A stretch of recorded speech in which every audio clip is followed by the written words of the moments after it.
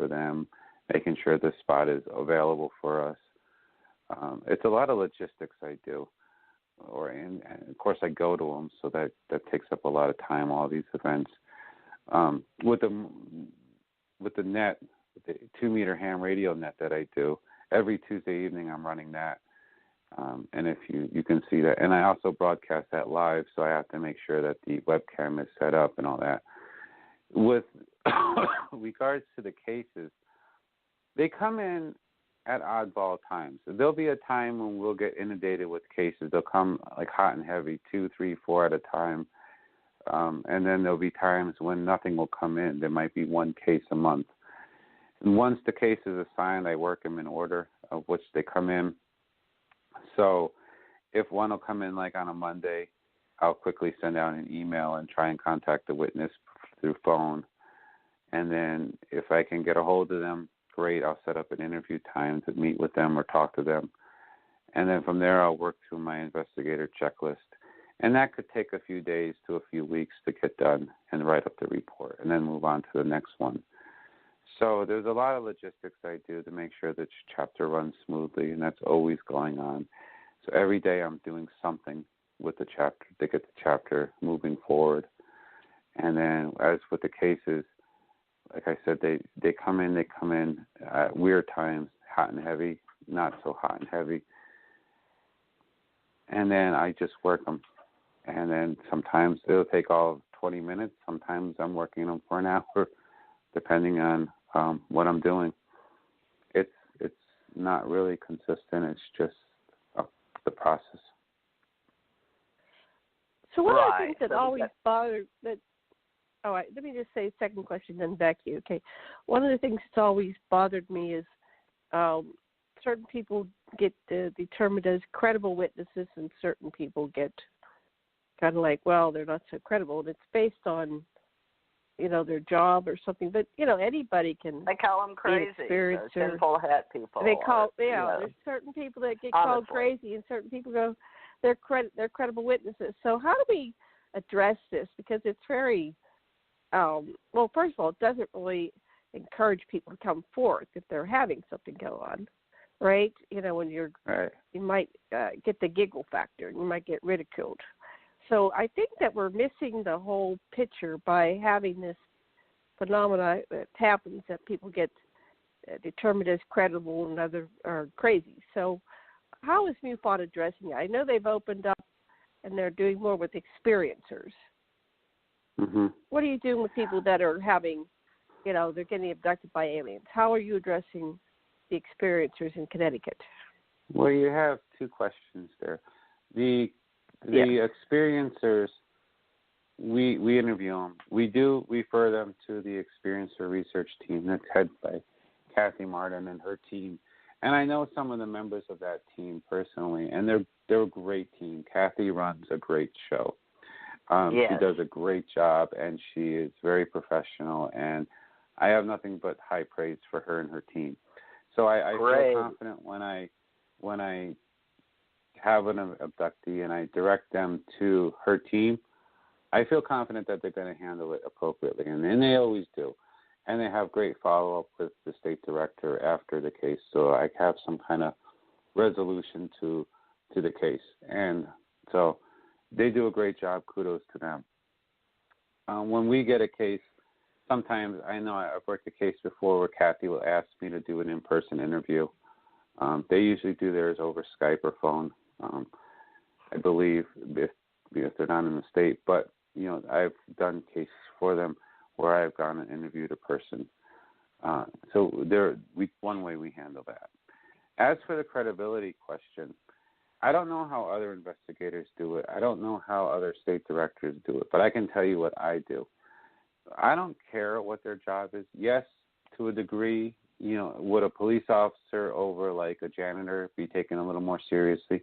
Maybe, but that's probably because the police officer is a trained observer. They're trained to look at the details. I mean, what they do is they collect evidence, they observe details, they write it down, because they do it for their job. It goes to court and affects people's lives. But that's not what I consider a credible person. When I look at a witness, I interview them a few times. And the biggest thing for me in credibility is their story consistent. People that lie can't remember their lies. It's a fact. You talk to them enough time, they start embellishing stuff, they start changing details. And if you take good enough notes or if you are observant enough, you start seeing that they're not telling you the truth. Right there, if you start catching them in lies, to me that ends their credibility. You lie once, you lie all the time. There's no coming back from that. How do you trust someone if you already know that they're lying to you? So that's the first thing I look for when I do a case. Is when I interview them a few times, are they credible? Are they lying to me? Are they changing their story? Are they embellishing their story just for the sake of making it sound better? And you might say, well, how do you do that? Well, you can tell because all of a sudden things become grander, things become more elaborate than just story. Now, I get that people get excited and they get exasperated, and that's perfectly normal, and it happens pretty much with every witness investigation because seeing a UFO is a pretty traumatic event for some. It's a pretty exciting event for others, and it's a just downright scary event for a few. So you have to understand that there are going to be emotions in their reaction. But at the same time, if they're telling you the truth, you can understand that they're telling you the truth. So that's the first thing I look at. Yes, we do look at their background, their educational background, and their professional background. Excuse me. You can't not. And like I said, would you take a trained observer like a police officer and put them a little bit higher on the credibility scale? Yes, because they do that every day. That's their job. Or a pilot. They are trained to observe the sky for safety hazards. They know what's in the sky. They're in it every day flying. Over, say, someone that doesn't do that for a living. But that doesn't mean that person is not credible. Yes, I look at that. That's not the end-all, be-all. So I don't want to rule people out, and people shouldn't be ruled out based on their educational level, and they shouldn't worry about being, exposed because MUFON has very strict confidentiality policy. If you come forward and you don't want your name to be revealed, we won't reveal it. It's confidential. We will keep your identity secret. If you want to reveal yourself, that's your business. If you go on the blog like Facebook and say, hey, I made a report to MUFON and this is what I reported, well, that's on you. But we're not going to do that. We're going to keep your information confidential. What happens to your reports? Once they come to you in Connecticut and you're in charge of the state in the chapter, how do you trace, like, finding of fact or chain of evidence? Is it by state to the national level? I'd like to know because these are questions that were asked to me years ago that I'm thinking about doing a Gulf Breeze chapter or running it again. I did with, Barry and the other gentleman, Janet, I can't remember his name, the guy that got us back together. Can't remember right now, yeah. Okay, well, anyway, so if I'd like to know because I don't really want to be responsible for the database, and but we need to know because if people, like I gave some information to an ERT person that I wished I hadn't now because I didn't like his attitude towards me. And there's a reason for that because people have opinions and everybody's entitled to one. I just like, what. But now, what happened to my information once I put it into the computer and it was sent to this gentleman in Florida? So can I get my information back?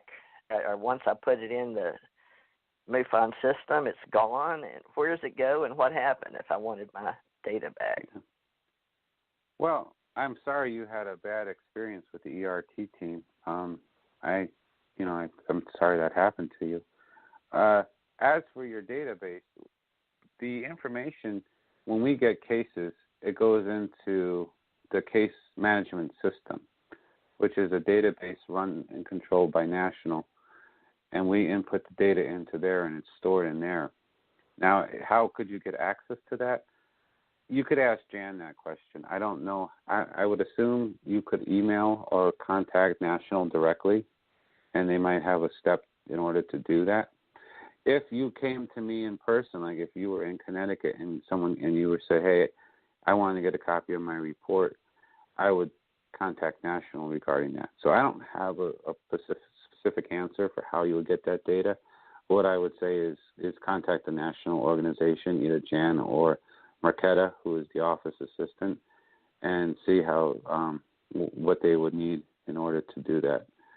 I'm still pro MUFON and UFO Association and all the people, whether they're in uniform or out, retired civilian, veteran, worked in around spacecraft or not a spacecraft or been contactees, abductees, experiencers. But what I've done is decided to get more involved rather than less after my experience, because I realize that the information is extremely important, but we need more assistants, more administrators, more people that are serious about making this more of a professional peer-to-peer review group in the world, not less. So it actually inspired me, wherever I'm like the prior military, where instead of the problem, make the solution, right?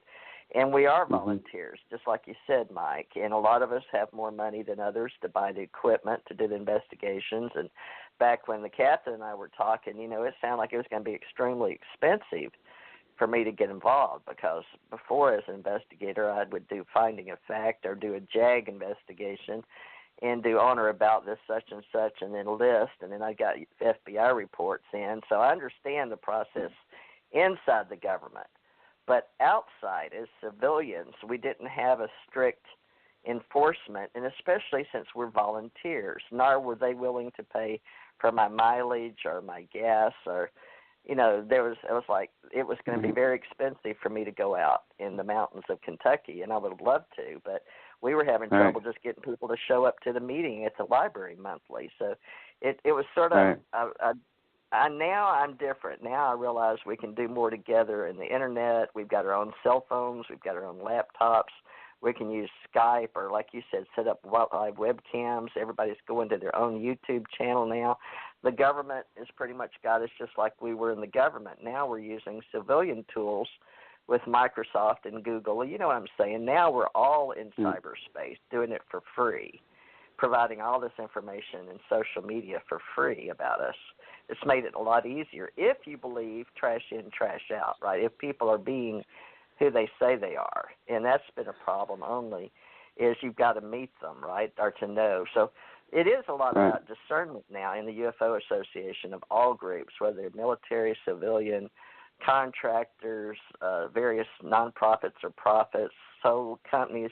And I work with various agents, our consultants or organizers, putting together events, are doing fundraisers, and some of them in the metaphysical world have crossed over and are starting to see UFO enthusiasts. I just was at a talk in January because I was a psychic reader, but they asked me to talk about UFOs, which shocked the heck out of me. But I guess because I had some UFO books out there. So you said you have a book club, and here's Annie. She's going to come on now, but I'll have you introduce yourself to her. But real quickly, tell me about your book club, and I'll get Annie on here. Just mention your book club, please. Well, we meet the third Saturday of every month. We meet in West Hartford, Connecticut. We do a book a month, and the members vote on the book. So if you have an idea for a book, you bring it to the meeting, and then we vote on it. We try to go 2 months out on our book club in the way of books. This way it gives people time to purchase the books or rent the books from the library or whatnot. But we have a very small group right now for the book club, but it's very intimate and cozy, and we have very good discussions, and we're all learning a lot. We have genres from all different things. We do USOs, Roswell. I mean, we just wrote Van Daniken's Tommy. So we try to keep it a variety of UFO topics. But it's, well, it's thank a great you for book. that. I've got one I'm pulling together